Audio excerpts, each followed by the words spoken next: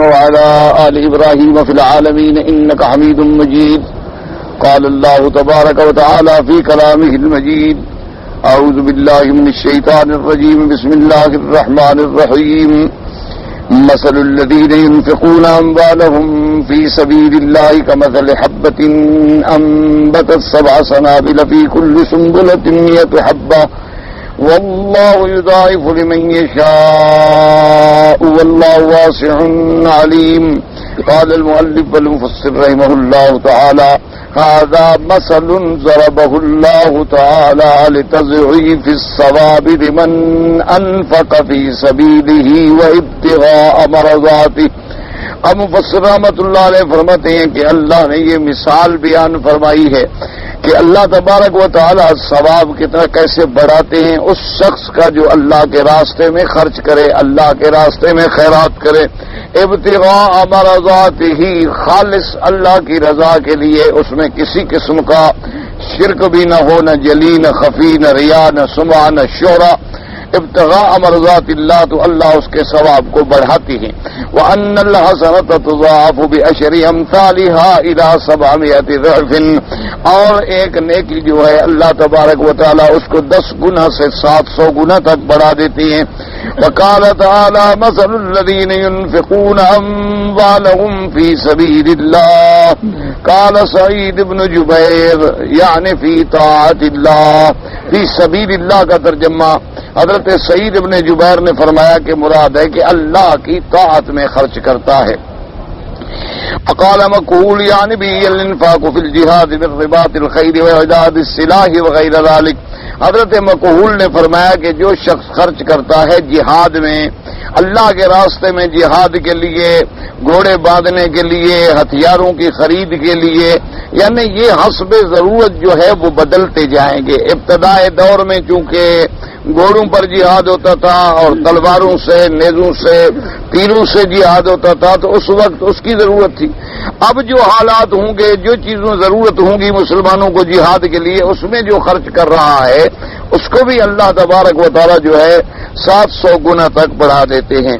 یہ ساری دلائل اس بات پہ ہیں کہ بھئی قرآن نے تو فرمایا فی سبیل اللہ، اللہ کے راستے میں، تو فی سبیل اللہ سے کیا مراد ہے؟ بعض علماء نے فرمایا اللہ کی طاعت میں، بعض نے فرمایا جہاد میں. حالانکہ جہاد بھی اللہ کی اطاعت اور فرما برداری. قال شبیب بن بشیر نے کہا من بعد الجہاد والحج ضعف الدرهم فيهما الى 700 ضعف. حضرت ابن عباس رضی اللہ تعالیٰ عنہ فرماتے ہیں کہ جب آدمی جہاد میں خرچ کرتا ہے یا حج میں خرچ کرتا ہے، اللہ تبارک و تعالیٰ 1 درہم کا ثواب جو ہے اس کو 700 درہم تک عطا فرماتے ہیں. اسی لیے یاد رکھیں کہ بعض علماء کرام نے یہ بھی ارشاد فرمایا ہے کہ بھئی جو آدمی حج میں خرچ کرتا ہے تو اس کو 1 کا ملے گا 700 گنا. اچھا، اب جب اس نے مثلا اپنے ملک سے، گھر سے نکلا، حاجی تو ہو گیا، حج کے راستے میں خرچ کر رہا ہے، تو وہاں تو 1 روپیہ خرچ کیا تو 700 گنا ثواب ہے. لیکن حرم میں جب 1 نیکی ہو جاتی ہے 1 لاکھ کی، تو بعض علماء فرماتے ہیں کہ یہاں پھر 1 لاکھ کو 700 سے ضرب دیں، یعنی 7 کروڑ نیکیوں کا اللہ اسے ثواب دیں گے 1 نیکی پر. اس لیے کہ بھئی 1 کو 700 گنا تو بڑھانا ہے نا اللہ نے حج کے خرچے. اب 1 سے 700 کے لیے تو حرم شرط نہیں ہے، یعنی اگر حرم کے علاوہ بھی وہ اللہ کے راستے میں حج پہ آ رہا ہے اور خرچ کر رہا ہے، جدے میں خرچ کیا، راستے میں خرچ کیا، جہاز میں خرچ کیا، اپنے گھر سے نکلنے پہ خرچ کیا، تو اس کو اب 1 روپے کے ملیں گے کتنا؟ 700 گنا. اب جب وہ حرم میں داخل ہو گیا تو اب 1 نیکی پہ ملنا ہے 1 لاکھ، تو 1 لاکھ کو پھر 700 سے ضرب دے کے اللہ تبارک و تعالیٰ اسے ثواب عطا فرمائیں. ولهذا قال تعالى كمثل حبة أنبتت 7 سنابل في كل سنبلة 100 حبة وهذا المثل أبلغ في النفوس من ذكر عدد 700. اب اللہ نے مثال ایسے عطا فرمائی کہ جیسے تم 1 دانہ ڈالتے ہو، اس دانے سے ہم 1 شاخ اور درخت پیدا کرتے ہیں، اس میں ہم 7 سٹے لگاتے ہیں، ہر سٹے میں 700 دانہ ہوتا ہے. یعنی یہ بات بڑی مرغوب تھی، لوگوں کے دل کو لگنے والی تھی، ورنہ اللہ تو یہ بھی فرما دیتے کہ بس 700 ضعف.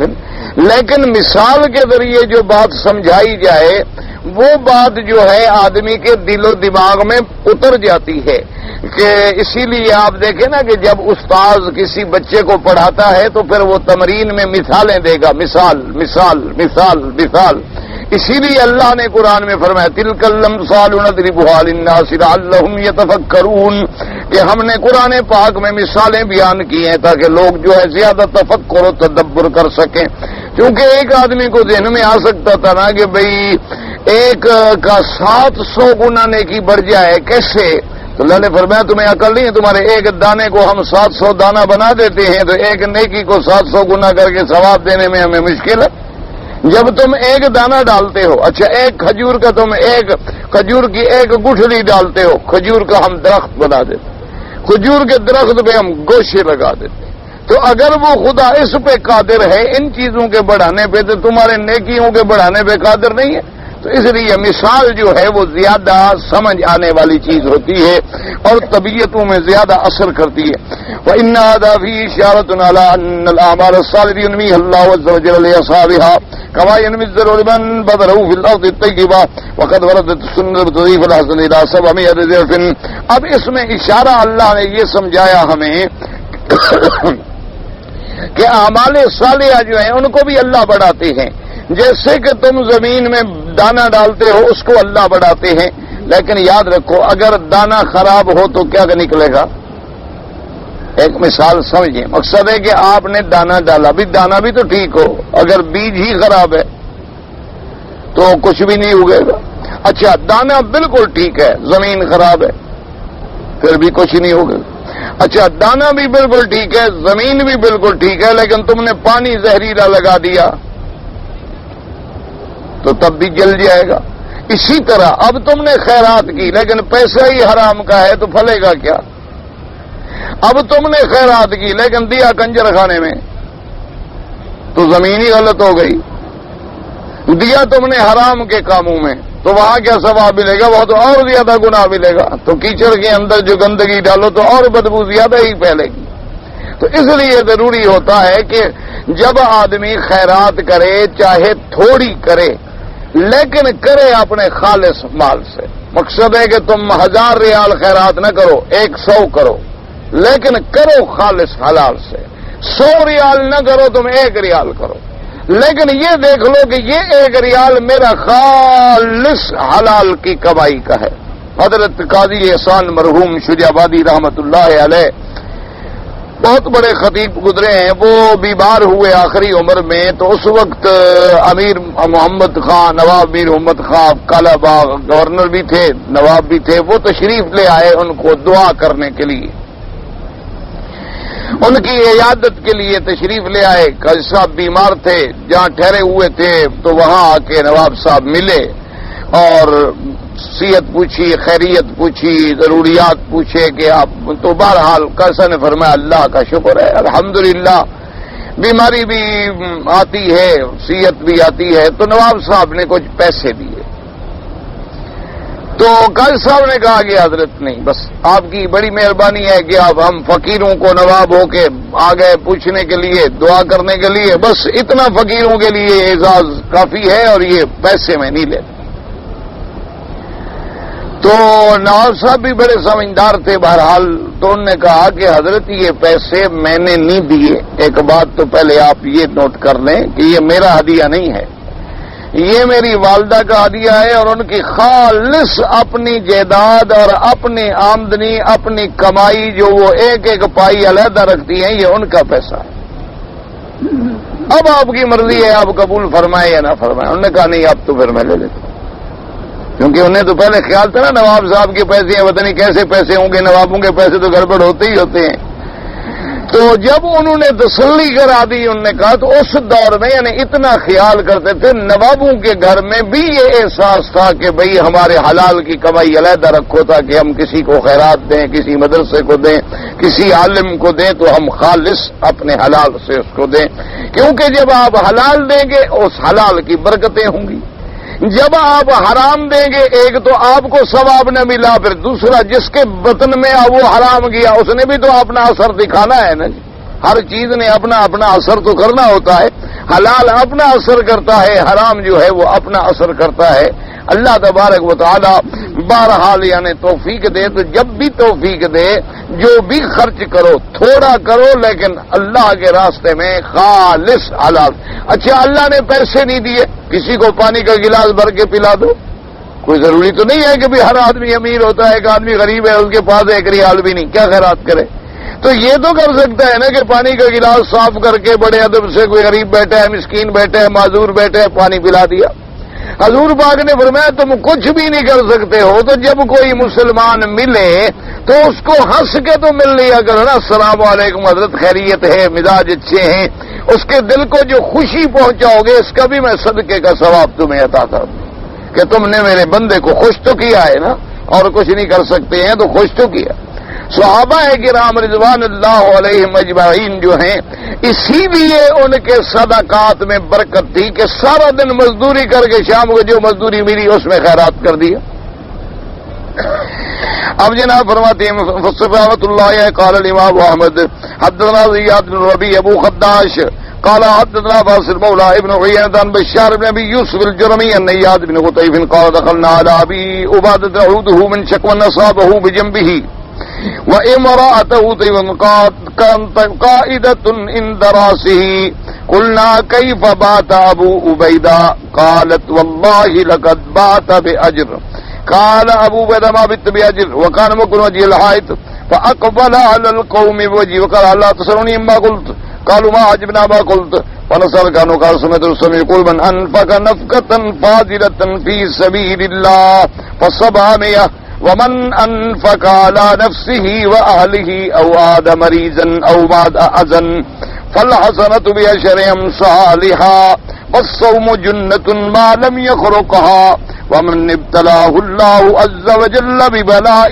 في جسده فهو له حتى وقد روى النسائي في الصوم بعده من حديث واصل به ومن وجه آخر موقوفا۔ اب اس روایت میں آتا ہے اب بشار ابن ابی سیف الجرمی ایاد ابن قطیف سے روایت کرتے ہیں، وہ کہتے ہیں کہ حضرت ابی عبیدہ بیمار تھے، ہم ان کی خدمت میں عیادت کے لیے حاضر ہوئے کہ جا کے عیادت کریں، کیونکہ مریض کی عیادت کرنا جو ہے وہ سنت ہے۔ یاد رکھو جب آدمی کوئی بیمار ہو آپ اس کی عیادت کرنے کے لیے جائیں، آپ عیادت کریں تو عیادت مریض جو ہے یہ سنت رسول پاک صلی اللہ علیہ وسلم۔ آج کل اس میں بھی تو مشکل ہے نا جی کہ جو بڑا آدمی ہو اس کی عیادت کے لیے تو لائنیں لگی ہوئی ہوں گی، اور اگر کوئی غریب طالب علم بیمار ہو جائے وہ مر بھی جائے تو 6 مہینے کے بعد کوئی بتاتا ہے کہ جی وہ فلاں طالب جو پڑھتا تھا نا بیچارہ مر گیا، بس نا اللہ کون پوچھتا ہے، غریب کو پوچھنے کون جاتا؟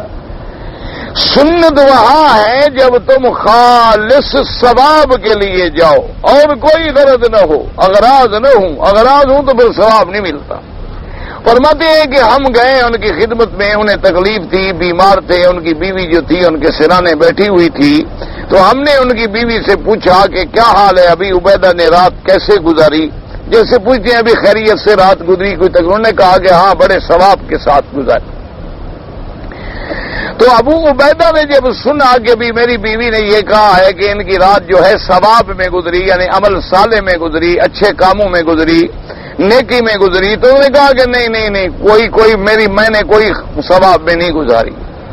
تو اب عیادت کرنے والے حیران ہو گئے، انہوں نے کہا کہ کیا بات ہے، کیوں ایسا کہہ رہے ہو؟ انہوں نے کہا میں نے حضور پاک سے سنا ہے کہ جب آدمی اللہ کے راستے میں خرچ کرتا ہے تو اللہ اس کو 700 گنا ثواب دیتے ہیں، لیکن اگر کوئی آدمی اپنی بیوی پہ، اپنے بچوں پہ، اپنے اہل پہ، اپنے نفس پہ یا بیمار ہو جائے پھر خیرات کرے تو پھر 10 گنا اجر ملتا ہے، پھر 7 گنا اجر، 700 گنا اجر نہیں ملتا۔ تو میں نے اگر اب تکلیف میں کوئی اچھا کام کیا، خیرات کی، مجھے تو کم اجر ملا، لہذا میں نے کوئی اجر زیادہ تو نہ کمایا نا۔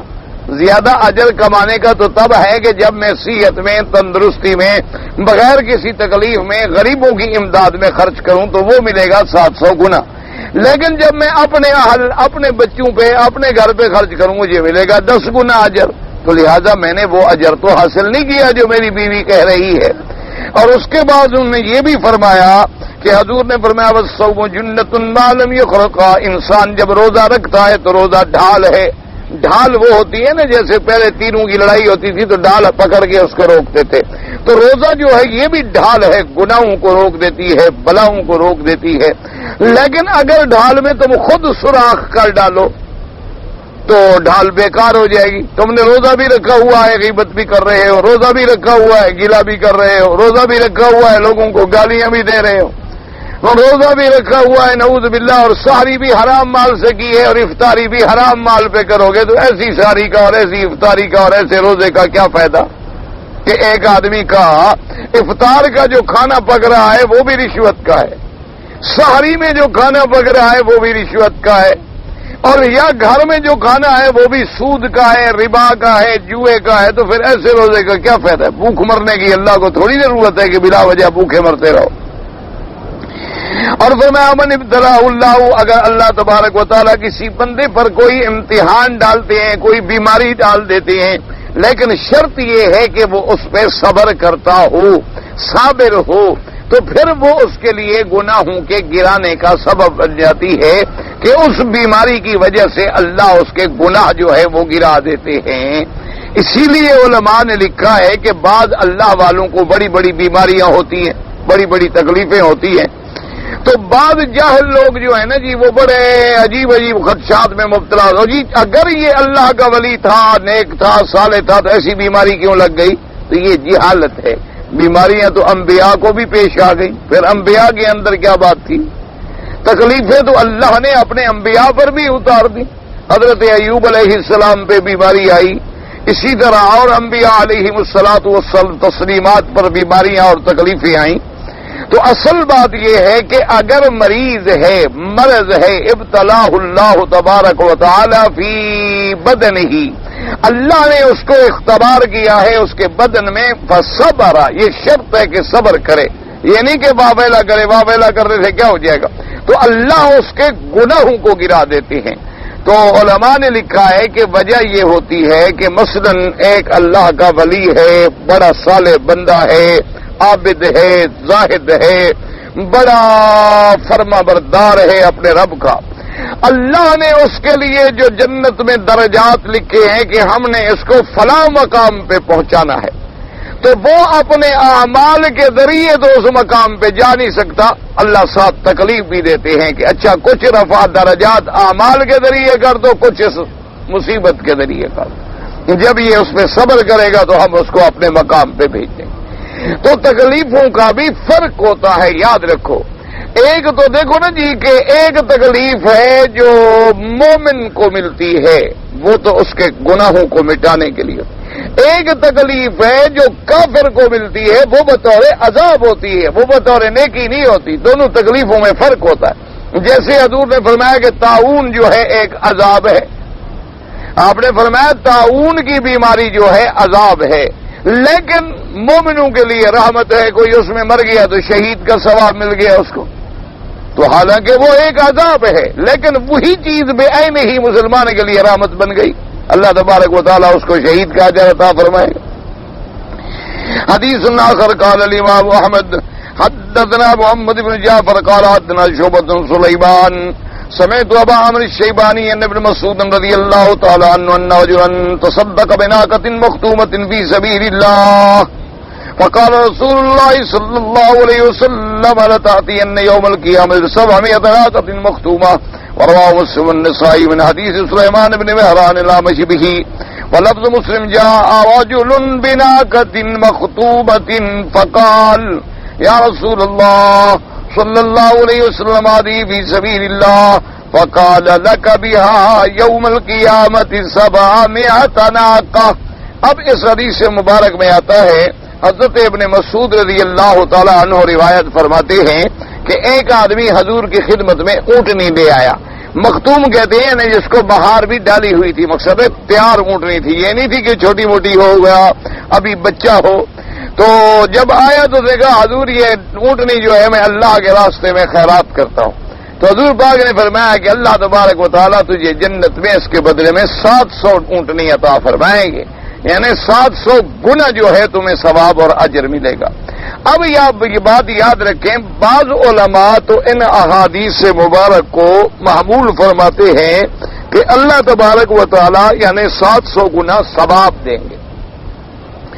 بعض علماء فرماتے ہیں کہ نہیں، جو حضور پاک کے فرمان مبارک ہے اس کو اسی پہ رکھو، اللہ اس کو قیامت میں اونٹنیاں ہی دیں گے۔ کیوں؟ اللہ پاک جو نعمت ہے ساری عطا کریں گے جنت میں، تو اونٹنیاں بھی تو نعمت ہے، مال بھی تو نعمت ہے، سواری بھی تو نعمت ہے۔ الخیل والبغال والحمیر لترکبوها وزینہ، اللہ نے یہاں جیسے ہمارے لیے مال زینت بنائے ہیں، دیکھ رہی ہیں بڑے بڑے ذمہ جو ہیں وہ بڑی بڑی بھینسیں باندھتے ہیں اور استبل ہوتے ہیں ان کے گھوڑوں کے، اور ماشاءاللہ ہر قسم کا گائیں اور بھینسیں اور بکریاں اور بڑے مال رکھتے ہیں۔ باہر سے کوئی آدمی آئے تو فخریہ دکھاتے ہیں کہ چلو بھئی اب آج لے چلو ان کو سیر کراؤ اپنے استبل کی، کہ جناب یہ فلاں نسل کا گھوڑا ہے اور یہ فلاں نسل کا گھوڑا ہے۔ آج کل تو خیر جس کے پاس بھی پیسے آ گئے ماشاءاللہ سب امیر بن گئے، وہ بھی نقل شکل کر لیتے ہیں، پیسہ جو آ گیا دولت کے ساتھ تو سب کچھ حاصل ہو جاتا ہے نا جی۔ تو اللہ تبارک و تعالی جنت میں بھی عطا فرمائیں گے۔ جیسے ایک صحابی نے پوچھا کہ حضور اگر مجھے جنت میں اونٹنے کی خواہش ہو، فرمایا جو تمنا کرو گے ملے گی۔ اچھا ایک صحابی نے بدو نے پوچھا عربی نے حضور کے جیسے اب یہاں دنیا میں ہمارے ہاں گھر میں بچہ پیدا ہوتا ہے تو خوشی ہوتی ہے نا، بھی آج تیرا اللہ لڑکا دیا مبارک ہو، تو اگر وہاں ہمیں تمنا ہو جائے تو اسی وقت حمل ہو جائے گا، اسی وقت بچہ پیدا ہو جائے گا، اسی وقت ولادت ہو جائے گی اور نہ کوئی تکلیف نہ کچھ۔ جو چاہو گے وَلَكُمْ فِيهَا مَا تَشْتَهِي أَنفُسُكُمْ وَلَكُمْ فِيهَا مَا تَدَّعُونَ، جو تمہارے دل میں خواہش ہوگی یا جو تم طلب کرو گے اللہ تمہیں جنت میں عطا فرمائیں گے۔ یہی تو فرق ہے کہ جنت میں، اسی لیے علماء نے فرمایا کہ یاد رکھو خیر محض جو ہے وہ جنت میں ہے، یاد رکھو خیر محض یعنی خیر ہی خیر یہ جنت میں، شر محض جو ہے وہ جہنم میں ہے، کہ جہنم شر ہی شر ہے۔ دنیا جو ہے یہ خیر اور شر ملا ہوا ہے، یعنی یہ تین عالم ہے نا، دنیا اور اس کے بعد آ گیا آخرت۔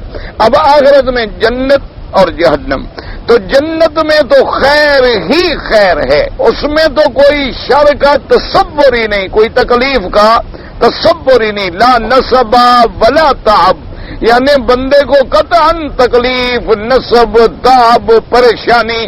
مثلا درخت پہ پھل لگا ہوا ہے تو دنیا میں آدمی کہے گا بھی آدمی اوپر بھیجو، پھل کاٹے لے آئے، اس دھلائے، صاف کرے، پلیٹ میں رکھے۔ وہاں یہ نہیں ہے، وہاں تو بندہ بیٹھے، اللہ فرماتے ہیں دنیا میں تم نے محنت کی، اب میری ہر چیز تیرے تابع، اشارہ کرو حاضر ہو گیا۔ اسی لیے اب دنیا میں دیکھیں بڑے سے بڑے آدمی شکار پہ نکلتے ہیں، شوق کرتے ہیں، شکار کھیلتے ہیں۔ جنت میں تو یہ ہوگا کہ ایک پرندہ گزرے گا، مومن نیچے بیٹھا ہوا دیکھے گا کہ پرندہ بڑا خوبصورت ہے، کہے گا ماشاءاللہ یہ پرندہ بڑا خوبصورت ہے، اس کا گوشت تو بہت اچھا ہوگا، اور اس کے کباب بنائے جائیں تو بڑا لذت دیں گے، بس فوراً حاضر ہو جائے، ختم۔ وہاں تو تمنا کی دیر ہے۔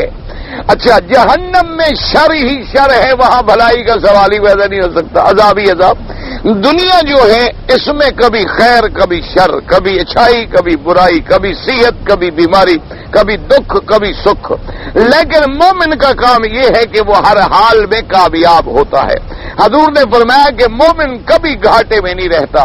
اللہ تبارک و تعالی صحت دے دیں، دولت دے دیں، شکر کرتا ہے، اللہ بلا کر دے، عذاب دے دے، امتحان میں ڈال دے، صبر کرتا ہے، تو دونوں حال میں مومن تو کامیاب رہا۔ اس لیے فرمایا حضور پاک نے کہ قیامت میں اللہ آپ کو 700 گنا دیں گے۔ حدیث آخر قال احمد حدثنا عمرو بن جنبہ ابو المنذر الکندی قال اخبرنا ابراہیم الحجری عن بالاحوص عن عبد الله بن مسعود رضی اللہ تعالی عنہ قال قال رسول الله صلی اللہ علیہ وسلم ان الله جعل حسرة ابن آدم الى 10 امثالها الى 700 ضعف الا الصوم والصوم لي وانا اجزي به وللصائم فراتان فرات عند افطاره وفرات يوم القيامه ولخلوف فم الصائم يطيب عند الله من ريح المسك۔ اب اس حدیث پاک میں آتا ہے حضرت عبداللہ ابن مسعود رضی اللہ تعالی عنہ فرماتی ہیں قال قال رسول اللہ صلی اللہ علیہ وسلم، ہمارے آقا سرکار نے فرمایا صلی اللہ علیہ وسلم نے کہ اللہ تبارک و تعالی ابن آدم جب کوئی اچھا عمل کرتا ہے تو اس کو 10 گنا سے لے کر 700 گنا تک ثواب دیا جاتا ہے، لیکن فرمایا الا الصوم، مگر روزہ کیونکہ روزے کے بارے میں حدیث قدسی میں اللہ نے فرمایا الصوم لی وانا اجزی بہ، آپ نے اللہ نے فرمایا کہ روزہ جو ہے چونکہ میرے لیے ہے، روزے کا بدلہ میں خود دوں گا۔ اور بعض علماء نے اس حدیث کو یوں بھی پڑھا الصوم لی وانا اجزی بہ، کہ روزہ میرے لیے ہے اور اس کا بدلہ یہ ہے کہ میں اپنے بندے کو خود دیدار نصیب کروں گا، اپنی زیارت نصیب فرما دوں گا۔ اصل وجہ یہ ہے، یاد رکھیں علماء نے لکھا ہے کہ ہر عبادت میں ریا کا خدشہ ہو سکتا ہے۔ کیا مانا؟ نماز پڑھ رہے ہو سکتا ہے دل میں خیال آ جائے، لوگ دیکھیں کہ ماشاءاللہ مولوی صاحب بڑی نماز پڑھتے ہیں، تو خیال تو ہو سکتا ہے۔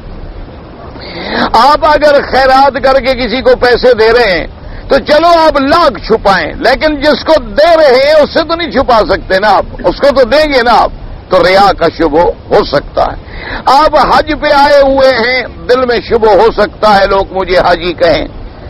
آپ عمرے پہ آ جاتے ہیں، دل میں ریا کا شبہ جا سکتا ہے کہ لوگ کہیں ماشاءاللہ جی دیکھو بڑا خوش نصیب ہے، ہر سال عمرے پہ چلا جاتا ہے، تو ہر سال مکے مدینے کی حاضری ہو جاتی، ریا ہو سکتا ہے۔ لیکن روزہ ایک ایسی چیز ہے کہ یہ بندے اور اللہ کے درمیان میں ہے، کسی کو پتہ نہیں چل سکتا کہ آپ روزے سے ہیں یا روزے سے نہیں ہیں۔ ایک ایسی عبادت ہے کہ وہ ساری آپ گھر میں کریں گے۔ اچھا آپ نے روزہ فرض معال نہیں رکھا، لوگوں کو کہتے رہے ہمیں روزہ ہے، تو کیا کر لیں گے لوگ؟ کوئی تمہارا امتحان کر لیں گے۔ کئی لوگ ہوتے ہیں نا ماشاءاللہ، آپ نے دیکھا ہوگا روزہ کبھی نہیں رکھتے لیکن ہونٹ شونٹ رگڑ کے ہر وقت خشک رکھتے ہیں ماشاءاللہ، جب دیکھو معلوم ہوگا کہ بیچارے کی پٹڑیاں جمی ہوئی ہیں اور روزہ بالکل نہیں ہوتا۔ اچھا تم نے روزہ نہیں رکھا ہوا، گھر چلے گئے، اندر بیٹھ کے کمرہ بند کر دیا، فرج میں پانی لے رہے پی رہے ہو، کسی کو کیا پتا ہے؟ کسی کو کیا پتا اس کو؟ اچھا تم روزے کے ساتھ ہو، بڑی پیاس لگی ہوئی ہے، تڑپ ہے، گرمی ہے، شدت ہے، دماغ چکرا رہا ہے، سامنے ٹھنڈی بوتلیں لگی ہوئی ہیں، لیکن کہتے میرا روزہ ہے، میں کیسے ہاتھ لگاؤں؟ میں کوئی بندہ نہ دیکھے، میرا خدا تو دیکھ رہا ہے، جب میں روزے کے ساتھ ہوں تو برداشت کروں۔ تو اس لیے فرمایا کہ روزہ اللہ نے فرمایا روزہ پھر علیحدہ رکھو، اس کا بدلہ میں خود بندے کو دوں گا، کیونکہ روزہ ایک ایسی عبادت ہے کہ جس میں ریا کا کم سے کم احتمال ہے، کسی کو پتہ نہیں چل سکتا کہ آپ نے روزہ رکھا ہے یا آپ نے روزہ نہیں رکھا۔ یہ علیحدہ بات ہے کہ آج کل ہم تو ماشاءاللہ چھوٹے بچوں کو روزہ رکھوائیں نا، اخبار میں فوٹو دیتے ہیں ماشاءاللہ، آپ دیکھو نا، پہلے سے بچے کا ذہن بناتے ہیں کہ اگر کبھی بھول کے نیکی کرو تو لوگوں کے لیے کرنا، اخبار کے لیے کرنا، اشتہار کے۔ بھئی پہلی بات تو یہ ہے کہ 5 سال 6 سال 4 سال کے بچوں کو لوگ روزہ رکھواتے ہیں، پھر فوٹو لگواتے ہیں، آج ہمارے بچے نے روزہ رکھا ہو، تم جاہل ہو، اس پہ تو روزہ ہے نہیں، تم نے کیوں روزہ رکھوایا؟ جب اس معصوم بچے پہ اللہ نے روزہ فرض نہیں کیا، تم کون ہو اس کو روزہ رکھوانے والے اور اس کو نیکی بھی بنا رہے ہو کہ میں نے بڑی نیکی کی ہے؟ کیا نیکی کی ہے تم نے؟ اپنی بیوی سے تو کبھی روزہ رکھوایا نہیں، اپنے گھر والوں سے تو کبھی روزہ رکھوایا نہیں، اپنے ملازمین سے تو تم نے کبھی روزہ رکھوایا نہیں، اور خود پتہ نہیں زندگی میں تم کتنے روزے کھا چکے ہو، ہضم کر چکے ہو۔ اب بچے کے روزہ اور اچھا دوسری کیا برائی ہے کہ فوٹو کھنچوایا، فوٹو پہ لعنت۔ تیسری چیز یہ ہے کہ اشتہار دیا، اپنی نیکی کا اشتہار دینا جو ہے وہ مزید لعنت کا سبب ہے۔ اللہ کے بندے آدمی تو ہاں ایک ہے کہ تم نے نیکی کا کام کیا، اللہ نے کبھی کھول دیا اتفاق سے، یا اللہ نے تمہاری نیکی کا اثر جو ہے لوگوں کے دلوں میں بھی ڈال دیا، یہ تو علیحدہ بات ہے۔ تیری نیت تو نہیں تھی کہ لوگ مجھے نیک کہیں۔ ایسے لوگ بھی پڑے ہیں کہ جن کا کسی کو پتہ بھی نہیں ہوتا، پتہ بھی نہیں چلتا وہ جتنی اعمال صالحہ کرتے ہیں، لیکن کبھی کسی کے سامنے ریا نہیں ہوتا، سمعت نہیں ہوتی، شہرت نہیں ہوتی، خالص اللہ کی رضا کے لیے وہ عمل کرتے ہیں اور کسی کو پتہ بھی نہیں لگنے دیتے۔ اصل عمل تو وہ ہوتا ہے۔ اچھا اب ہے بچوں کو تربیت دینی روزے کی، وہ بھی تب تربیت جب وہ مراحق بن جائیں، بلوغ کے قریب آ جائیں۔ یہ تھوڑا ہے کہ 4 سال کے بچے کو تم تربیت دے رہے ہو روزے کی صرف فوٹو لگانے کے لیے، یہ قطعاً کوئی ثواب نہیں ہے، فیشن ہے، ایک طریقہ ہے، ایک رواج ہے، لوگوں میں بن گیا ہے۔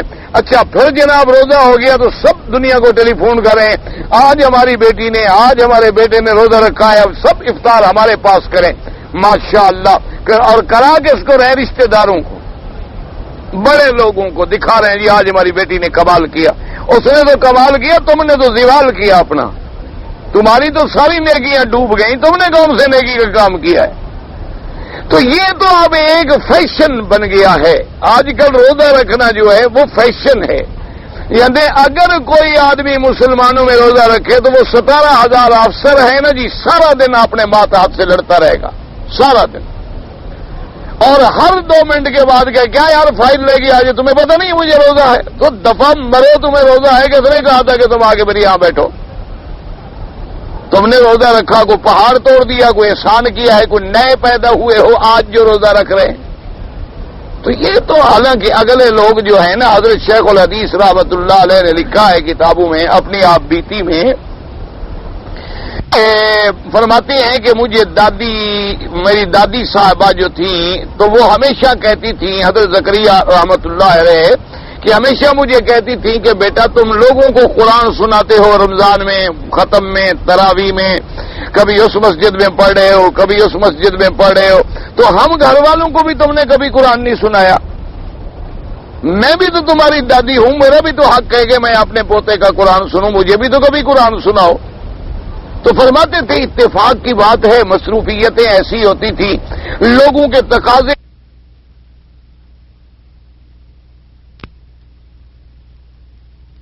کے گھر آ جاؤں گا، اور میں تراویح گھر کے والدہ دادی جو گھر کے بندے ہیں سب کو ٹھیک۔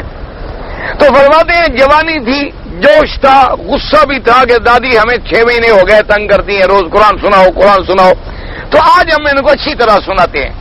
تو کہتی ہیں میں مسلح پہ کھڑا ہو گیا ہوں، سب نے نیت باندھ لی، کیونکہ تھے تو سارے گھر کے بندے۔ فرماتے 15 پارے پہ میں نے 1 رکوع کیا، اور دوسرے 15 پارے پہ دوسرا رکوع کیا، 2 رکعت میں قرآن ختم کر دیا، تہجد کا وقت آ گیا۔ میں نے کہا اب انشاءاللہ قیامت تک نہیں کہیں گے کہ پھر قرآن سناؤ، کیونکہ کھڑے کھڑے تو سب کا کیا حال ہو گیا ہوگا جن نے پورا قرآن سنا ہو۔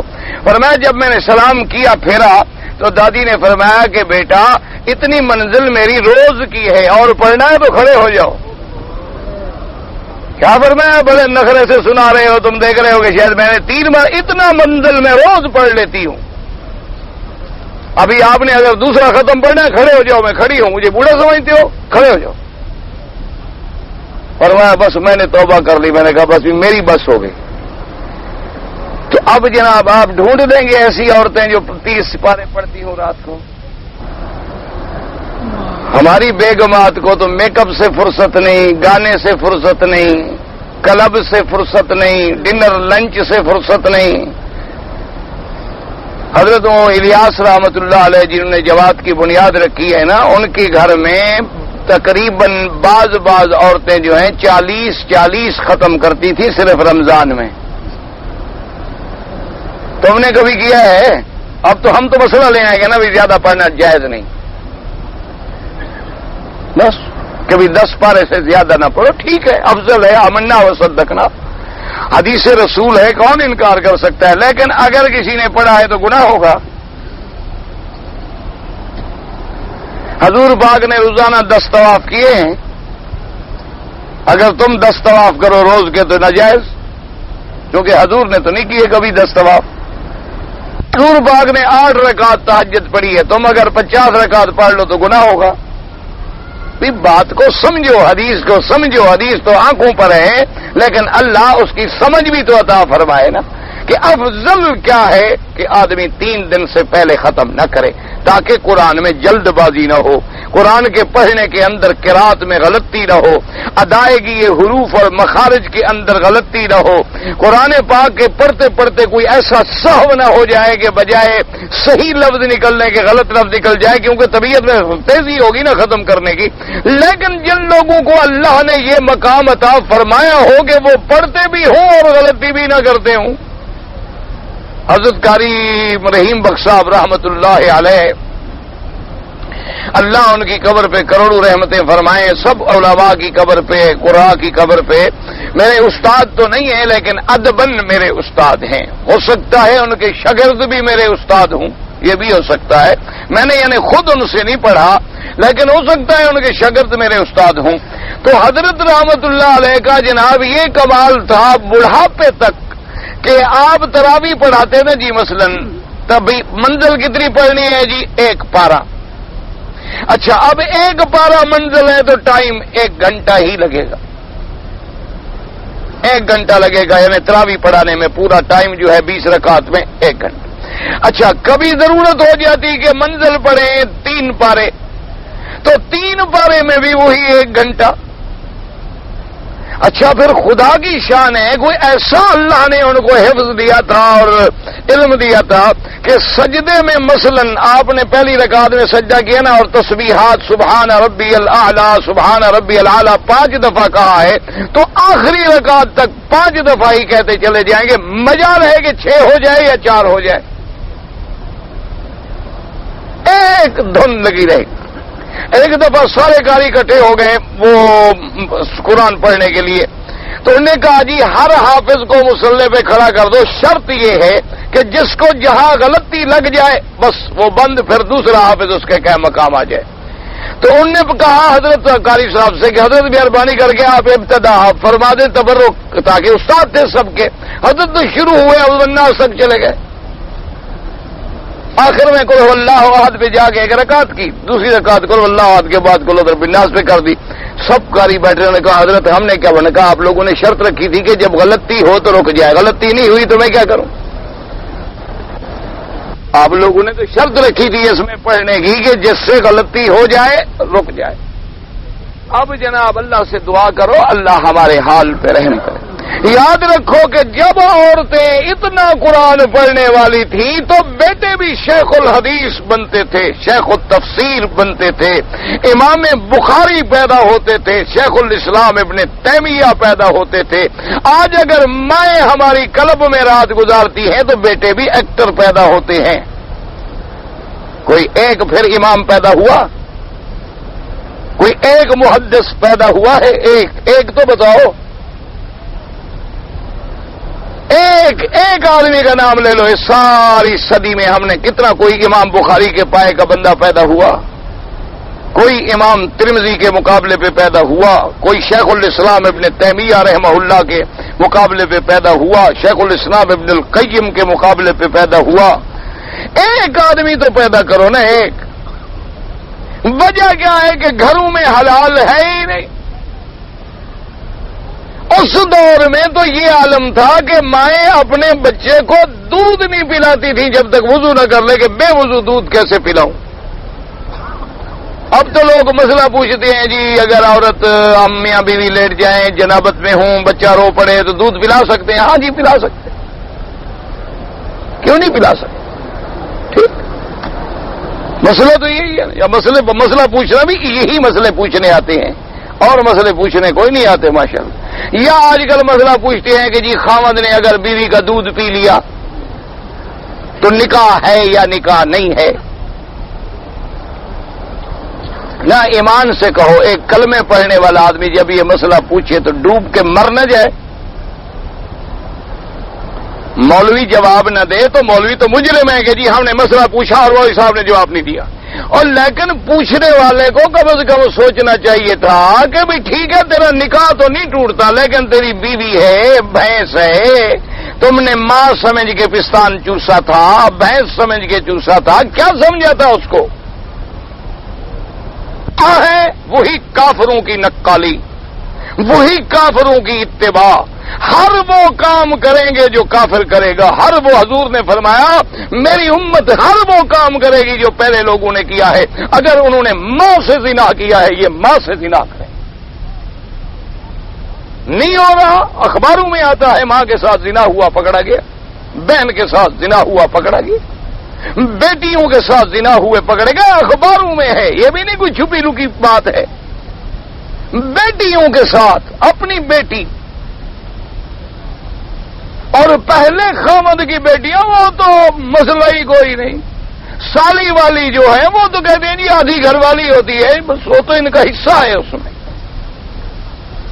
تو آپ کا کیا خیال ہے پیدا کون ہوں گے. پھر پیدا بھی فکر نہ کرو. یہ گانے والے بجانے والے بھنگی چرسی نشائی بدنام لوگ، بے حیا لوگ، راشی لوگ، خبیث لوگ، ظالم، جابر، ڈاکو، قاتل، جیسے نطفے ہوں گے، جیسی مائیں ہوں گی، جیسا دودھ اندر جائے گا وہی بوٹا نکلے گا نا. تم بوٹا لگاؤ گے اپنا اگر کھجور کا تو کھجور نکلے گی، اگر کیکر لگاؤ گے تو کیکر ہی پیدا ہوگا. یہ تو نہیں ہو سکتا کہ اس کو کھجور کے پھل لگ جائیں یا آم لگ جائے. یہ تو نطفہ ہے، جیسا ہے اسی طرح ہوگا. جب تم آج یعنی یقین فرماؤ 2 سال کے بچے جو ہے نا ہم نے ڈانس کرتے ہوئے دیکھے. 2 سال کے بچے، 2 سال کا بچہ باقاعدہ ڈانس کر رہا ہے. کیوں؟ وہ دیکھتا ہے ٹی وی پر روزانہ ڈانس ہو رہا ہے، دیکھتا ہے ماں کیا کر رہی ہے، باپ کیا کر رہا ہے. بچے نے تو سبق لینا ہے، اس نے تو سبق سیکھنا ہے. اپنے چھوٹے بچوں کو ساتھ کیا ہوا ہے، میک اپ کیا ہوا ہے، سنگار کیا ہوا ہے، شام کو شاپنگ کے نکلی ہے بیگم صاحب. خاوند اندھا ہے، وہ سودا نہیں لا سکتا، اس کی آنکھیں ختم ہو گئی، معذور ہے، نابینا ہے. پیسے تو کما کے وہ لاتا ہے، شاپنگ کے لیے بیگم صاحب کیوں ساتھ جا رہی ہیں؟ کیا ہے کہ اس نے تو بھی اپنا جمال دکھانا ہے، حسن دکھانا ہے، جلوہ بکھیرنا ہے.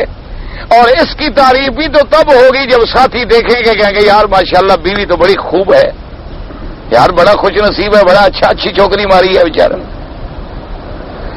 انا للہ و انا الیہ راجعون. دعا کرو بس اللہ ہمارے حال پہ رحم فرما دے.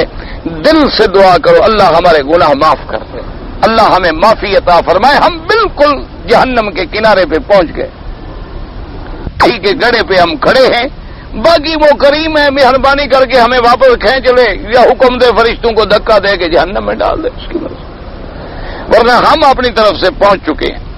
حدیث آخر قال احمد اخبرنا وکی قال اخبرنا اللہ وش النبی صالح النبی حریرہ رضی اللہ تعالی عنہ قال قال رسول اللہ صلی اللہ علیہ وسلم کل عمل ابن آدم یضاعف الحسنۃ بعشر امثالها الى 700 ضعف الى ما شاء اللہ. يقول الله الا الصوم فانه لي واجزى به يدعو طعامه وشرابه من اجري وللصائم فرحتان. پہلی حدیث میں بھی حضور پاک نے فرمایا وللصائم فرحتان کہ روزے دار کو اللہ 2 خوشیاں نصیب فرماتی ہیں، فرحۃ عند افطارہ و فرحۃ عند لقائہ. اللہ پاک فرماتی ہیں کہ جب روزے دار روزہ کھولتا ہے ایک خوشی تو اس کو اس وقت نصیب ہوتی ہے، اور ایک خوشی اس کو اس دن نصیب ہوگی جب وہ میرے دربار میں آئے گا اور میں اس کو اپنی زیارت نصیب کرواؤں گا. اور حضور پاک نے فرمایا خلوف فم الصائم اطیب عند اللہ من المسک. آپ نے فرمایا کہ روزے دار کے منہ سے جو ہوا نکلتی ہے قیامت والے دن اللہ اس کو کستوری سے بھی زیادہ خوشبو والا بنا دیں گے. لیکن یاد رکھو ہوا سے کیا مراد ہے؟ یہ ہوا نہیں کہ تم سارا دن مسواک ہی نہ کرو ہوا بدبو پیدا ہو جائے، تم کو رات کو سو اور مسواک نہ کرو تو بدبو پیدا ہو جائے، یہ بدبو مراد نہیں ہوتی. لخلوف فم الصائم کا معنی یہ ہے کہ معدے کے خالی رہنے کی وجہ سے جو معدے سے ایک ہوا پیدا ہوتی ہے وہ ہوا مراد ہے. کہ جب معدہ خالی ہو نا، آدمی کچھ نہ کھائے بھوکا رہے تو معدے کے اندر سے ایک ہوا پیدا ہوتی ہے. یہ وہ ہوا نہیں کہ منہ میں گندی ہوا کر رہے خود جا کے کوئی منہ میں گندی چیز رکھ لو کہ ہوا ہو جائے قیامت میں زیادہ خوشبو ہوگی، یہ مراد نہیں ہے. لخلوف فم الصائم اطیب عند اللہ من المسک. اللہ نے فرمایا کہ قیامت والے دن اللہ تبارک و تعالیٰ اس کو کستوری سے بھی زیادہ خوشبو والا بنا دیں گے. فرماتے ہیں حضور نے فرمایا کلو ابن آدم، عمل جو ہے ابن آدم کا اس کو 10 گنا بڑھاتے ہیں 700 گنا تک، اور جتنا چاہے اللہ اس سے بھی زیادہ بڑھا دیں. فرمایا مگر روزہ، اللہ فرماتے ہیں روزہ میرے لیے ہے، اس کی جزا میں دوں گا کہ میرے بندے نے یدعو طعامہ و شرابہ من اجلی، میرے بندے نے اپنا کھانا پینا صرف میری رضا کے لیے چھوڑا کہ میں راضی ہو جاؤں. وللصائم فرحتان، اور روزے دار کو 2 خوشیاں نصیب ہوں گی، فرحۃ عند فطرہ و فرحۃ عند لقاء ربہ. ایک خوشی نصیب ہوگی کہ جب آدمی افطار کرتا ہے، وفرحۃ عند لقاء ربہ، اور ایک خوشی اس وقت ہوگی جب اپنے رب کے پاس جائے گا، اللہ تبارک و تعالیٰ کی حاضری نصیب ہوگی. اور اس کے بعد حضور پاک نے فرمایا والخلوف فم الصائم یأتی عند اللہ من ریح المسک الصوم جنۃ الصوم جنہ، فرمایا کہ اس مومن کے بندے روزے دار کے منہ سے جو ہوا پیدا ہوتی ہے وہ اللہ کے یہاں خوشبو سے مسک سے بھی زیادہ بہتر ہے، اور فرمایا کہ روزہ جو ہے وہ ڈھال ہے، روزہ جو ہے وہ ڈھال ہے، کیا مانا گناہوں سے روکنے والا ہے، گناہوں سے روکنے والا ہے، حرام سے روکنے والا، زنا سے روکنے والا، برائی سے روکنے والا، قوت حیوانیہ شہوانیہ کو توڑنے والا اور قوت ملکیہ کے ابھارنے والا ہے۔ آپ نے دیکھا ہے، خدا جانتا ہے، اللہ آپ کو بھی مجھے بھی ہر مسلمان کو حرمین کا رمضان نصیب فرمائے۔ یقین فرمائے کہ جو خوشی رمضان المبارک کی راحت حرمین میں ہے، مکہ مدینے میں، وہ کائنات کے کسی کونے میں نہیں ہو سکتی۔ ایمان سے کہیں کہ بندہ جتنا گناہگار ہو، اب نظر کعبے پہ ہے، زمزم ہاتھ میں ہے، مدینے کی کھجور ہے، اور کیا چاہیے؟ یہ نعمتیں کیسے ہو سکتی؟ چلو آدمی کھجور بھی اپنے ملک میں لے جائے، زمزم بھی لے جائے، لیکن کعبہ کیسے لے جائے؟ مکہ مدینہ تو نہیں لے جا سکتا۔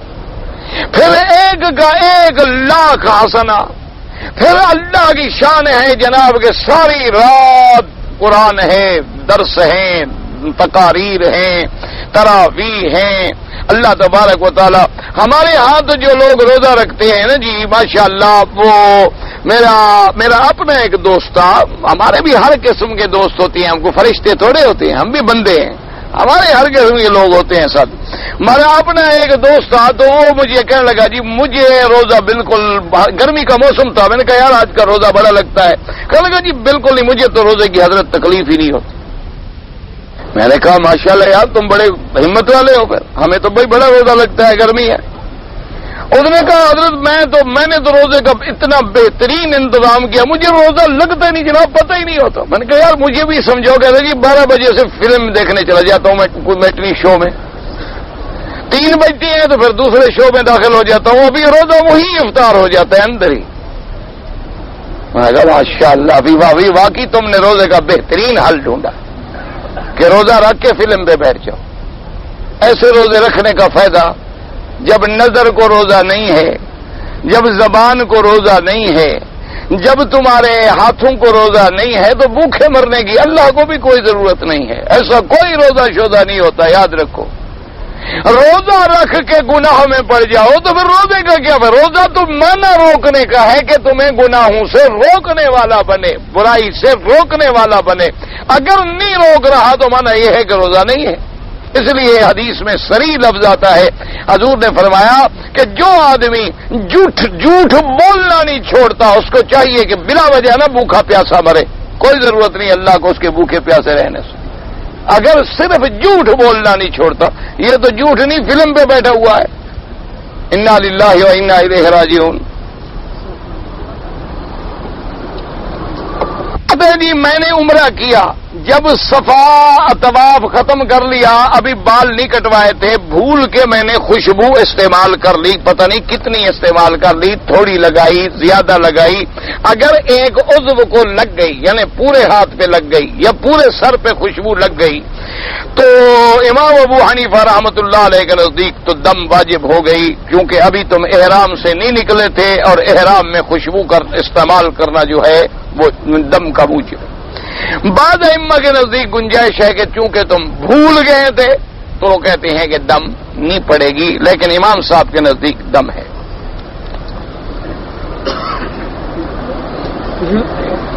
ایک آدمی آپ کے درس میں چند دن بیٹھا رہا، اس کی تعلیم نہیں ہے، لیکن وہ کسی دوسری جگہ قرآن کا ترجمہ کرتا ہے اور غلط کرتا ہے، تو اس کو آپ ہدایت کریں تو آپ اس کو صحیح کرا دیا کریں نا ترجمہ۔ ایک آدمی نیکی کا کام کر رہے ہیں، اس کو روکنے کے بجائے آپ اس کی مدد کریں، آپ اس کی مدد کریں نا۔ جب آپ غلطی نکال کے مجھے تو چٹ لکھ رہے ہو، اس کو پہلے ساتھ بٹھا کے غلطی نکال لیا کرو، اس کو کہو کہ بھی تم میرے ساتھ بیٹھ جاؤ، میں تمہیں آیت کا ترجمہ صحیح کرا دوں، پھر تم بیان کرو، کیونکہ یہ ضروری نہیں ہوتا کہ ہر نیکی کا کام عالم کرے۔ حضور نے فرمایا بلغوا انی ولو آیتن، اگر تمہیں ایک آیت بھی آتی ہے تو دوسرے کو پہنچاؤ، اگر تمہیں ایک مسئلہ بھی آتا ہے تو دوسرے کو پہنچاؤ، اگر تمہیں ایک حدیث بھی آتی ہے تو دوسرے کو پہنچاؤ، اگر وہ غلطی کرتا ہے تو تم اس کی مدد کرو بجائے اعتراض کرنے کے۔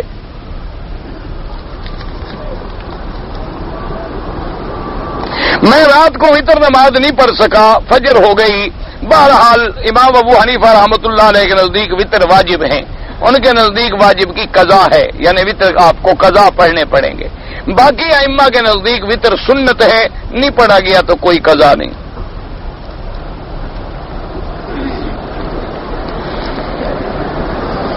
سیدنا عمر بن الخطاب رضی اللہ تعالی عنہ کو کسی شخص نے قتل کیا۔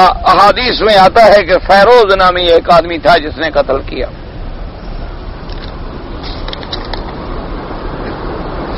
مسجد نبوی کے آداب کا تقاضا یہ ہے کہ جب آدمی مدینہ منورہ میں جائے کوشش کرے کہ سارے رستے میں درود شریف پڑھتا رہے۔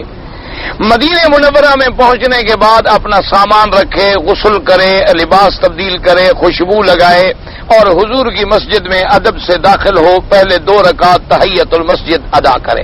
2 رکعت تحیت المسجد پڑھنے کے بعد درود شریف پڑھتے ہوئے ادب سے چلے، آواز پیدا نہ ہو، شور نہ کرے، اور ادب کے ساتھ جا کے حضور کے روضہ مبارک پہ سامنے کھڑے ہو کے صلاۃ و سلام عرض کرے، اور وہ بھی اتنا زور سے بھی نہ کرے، اتنا پست بھی نہ کرے، اور اتنا دور بھی کھڑا نہ ہو اور دیوار سے قریب بھی کھڑا نہ ہو، ایسے کھڑا ہو جیسے کہ مثلاً حضور اگر زندگی میں بیٹھے ہوتے تو ہم کیسے کھڑے ہوتے، کتنی زور سے بات کرتے۔ تو ادب سے سلام کہنے کے بعد سیدنا ابی بکر پہ سلام کرے، سیدنا عمر پہ سلام کرے، پھر رخ اپنا قبلے کی طرف کر لے اور دعا اللہ سے مانگے، اور جتنے دن مدینہ پاک میں رہے جماعت کے احتیاط کرے اور کثرت کے ساتھ اٹھتے بیٹھتے چلتے پھرتے ہر وقت درود شریف پڑھے۔ اگر سمندر کے اندر کسی کو پیشاب وغیرہ کی حاجت ہو جائے تو وہ کر سکتا ہے، تو سمندر سے باہر جائے گا کیسے؟ اور نکل سکتا ہے تو اندر نہ کرے، نہیں ہے ہی سمندر میں تو پہلے تو نکل کے دکھائے نا۔ اگر نہیں نکل سکتا تو مجبور ہے، جہاں ہے وہی کرے گا۔ جی ہم بلدیہ میں ملازمت کرتے ہیں اور بلدیہ والے جو لوگوں کا سامان ضبط کر لیتے ہیں اس سے ہم کھا پی سکتے ہیں؟ بالکل نہیں کھا پی سکتے۔ وہ کوئی ضروری ہے کہ انہوں نے ہر کام انصاف سے کیا ہو، غلطی سے بھی ضبط کیا ہو، زیادتی کر کے بھی ضبط کیا ہو؟ تو تم کیوں بلا وجہ خامخواہ اس چیز مشتبہات میں پڑھو؟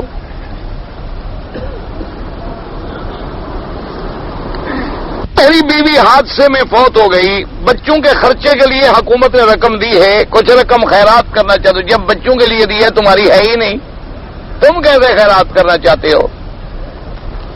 اگر اس کا رقم اس کے ورثاء کی ہے بیوی کی، تم خامخواہ سخی نہ بولو کل بچوں سے کہو میں نے خیرات کر دی تھی، اصل تم خود رکھنا چاہتے ہو، تم نہ رکھو، مہربانی کرو بچوں کے نام پہ رہنے دو۔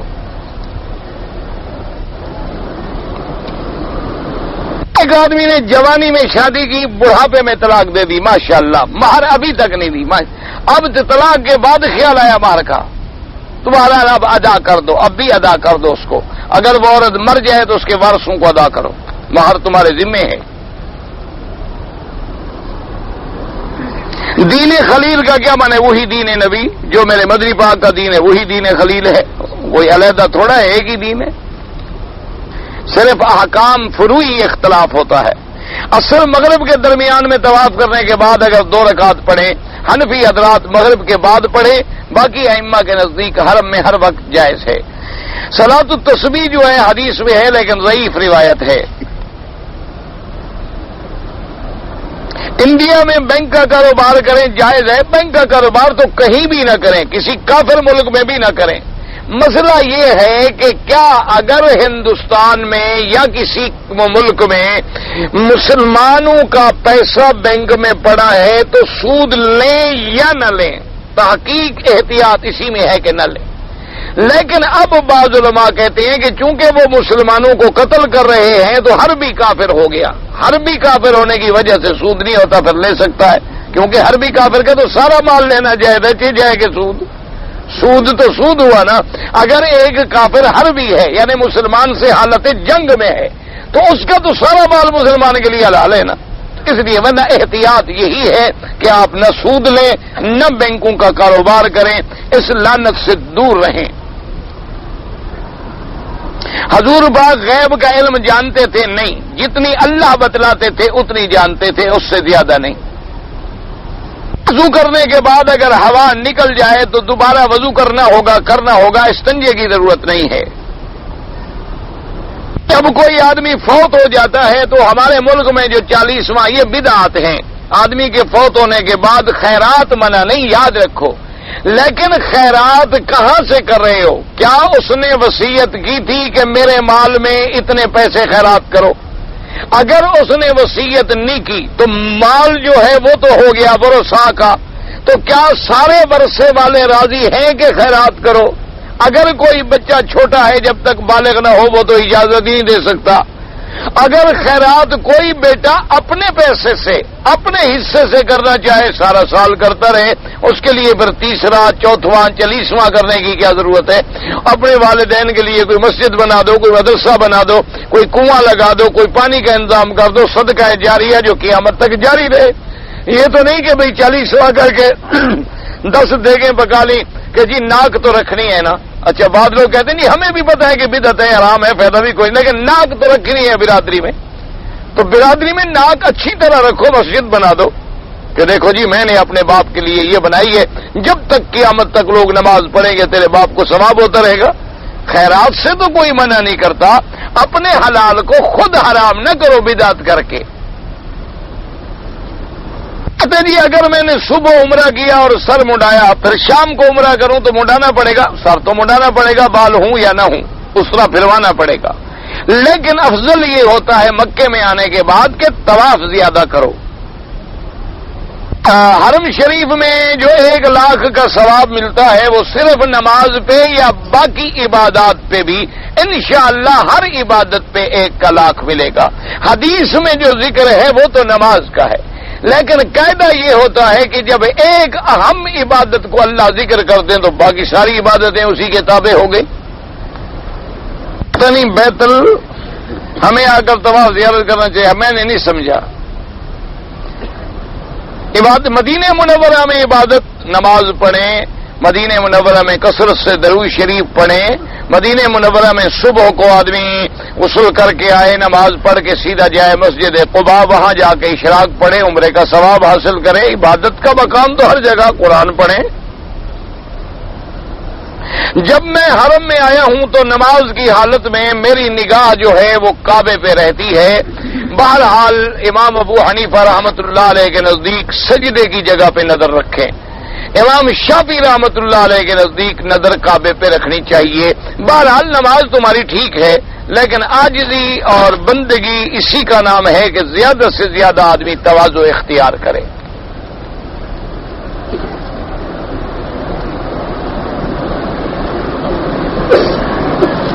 مجھے تو پتہ نہیں کیا لکھا ہے، منیر حسین قاسم پتہ نہیں کیا ہے، کسی سے حاجی صاحب، مجھے تو نہیں پتا کسی جگہ، یہ سوال تو ہے نہیں کسی سے، کوئی آدمی ڈھونڈنا ہے کیا ہے۔ عمرے کرنے کے بعد اپنے سر کے بال آدمی خود اتار سکتا ہے؟ بالکل اتار سکتا ہے، کیونکہ قاعدہ یہ ہے کہ طواف کر لیا، صفا مروہ کر لیا، اب ہم نے احرام سے نکلنا ہے باہر، افعال عمرہ تو سارے پورے ہو گئے، اب نکلنے کے لیے چاہے کوئی اور ہمارے سر پہ اس طرح پھیر لے جائے، ہم خود پھیر کے نکل جائیں، کوئی فرق نہیں پڑتا۔ اگر کوئی آدمی اپنی بیوی کی ماں کو برے خیال سے پکڑے تو بیوی کو طلاق ہو جائے گا؟ طلاق تو نہیں ہوگا، ابھی میں نے مسئلہ بیان کیا تھا۔ توبہ کرو، استغفار کرو۔ احناف کے نزدیک حج کے فرائض میں نیت ہے، احرام ہے، وقوف عرفات ہے، طواف زیارت ہے۔ اگر کوئی آدمی اپنے گھر سے 2 غسل کر کے 2 چادریں باندھ کے چلا گیا حد حرم میقات پہ، وہاں سے 2 رکعت پڑھ کے نیت کر کے آ گیا، کوئی حرج نہیں۔ یہ ضروری تو نہیں کہ کپڑے وہاں پہنو یا یہاں پہنو، تمہاری مرضی جہاں پہنو۔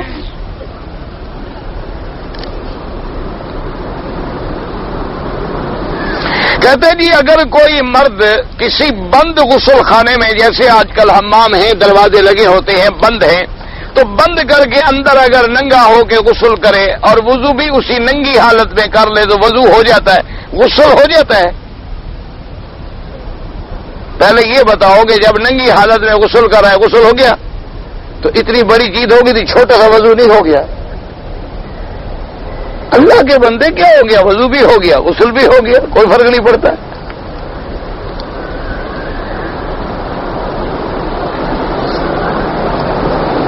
بیوی کی حیات میں بیوی کی بہن کی لڑکی سے شادی نہیں ہو سکتی. بیوی فوت ہو جائے تو پھر بیوی کی بہن سے بھی شادی کر سکتے ہو، اس کی بہن کی لڑکی سے بھی شادی کر سکتے ہو. پہلے بیوی کو مارو پھر دوسرا. نیت وہ خط سے اندازہ ہو جاتا ہے. وہ تیاری کر رہا ہے، ارادہ ہے اس کا. مسئلہ پوچھنا تھا. چلو شرط لگا لو، جس نے یہ چٹ لکھا ہے نا اس کو اکیلے کہو نکل کے قرآن پہ ہاتھ رکھے کیا ارادہ ہے اس کا. ساری زندگی جو ہم یہ سوال جواب کرتے رہتے ہیں نا، ہمیں بھی تجربہ ہو جاتا ہے. خط کا مضمون بھانپ لیتے ہیں لفافہ دیکھ کر، تجربہ ہو جاتا ہے. ورنہ کوئی غیب شیب نہیں. اللہ معاف کرے، اللہ معاف کرے، اللہ معاف کرے. غیب کا عالم اللہ ہے. ایک تجربہ ہے، جیسے بادل دیکھتے ہیں ابھی بارش آئے گی، ٹھنڈی ہوا آئی یار کہیں بارش برس رہی ہے. یہ غیب نہیں ہوتا، اندازہ ہوتا ہے. اللہ کے بندے نے ابھی لمبے چوڑے جو منصوبے بنائے ہوئے ہیں، کبھی بہن پوچھتا ہے، کبھی بہن کی لڑکی پوچھتا ہے، تو مقصد ہے کہ نظر بڑی وسیع ہے نا حضرت کی. اچھا جی، فجر کی فرض نماز کے بعد سورج طلوع ہونے سے پہلے بہرحال حنفی حضرات جو ہیں فجر کے بعد نماز نہ پڑھیں، سورج نکلنے کے بعد پڑھیں. عصر کے بعد نہ پڑھیں، مغرب کے بعد پڑھیں. باقی ائمہ کے نزدیک صرف حرم کے اندر ہر وقت جائز ہے. اگر طواف 2 رکعت ہم نے بعد میں پڑھے کوئی حرج نہیں، بعد میں پڑھ لو. واللہ تعالی اعلم علمہ وتم. اللہم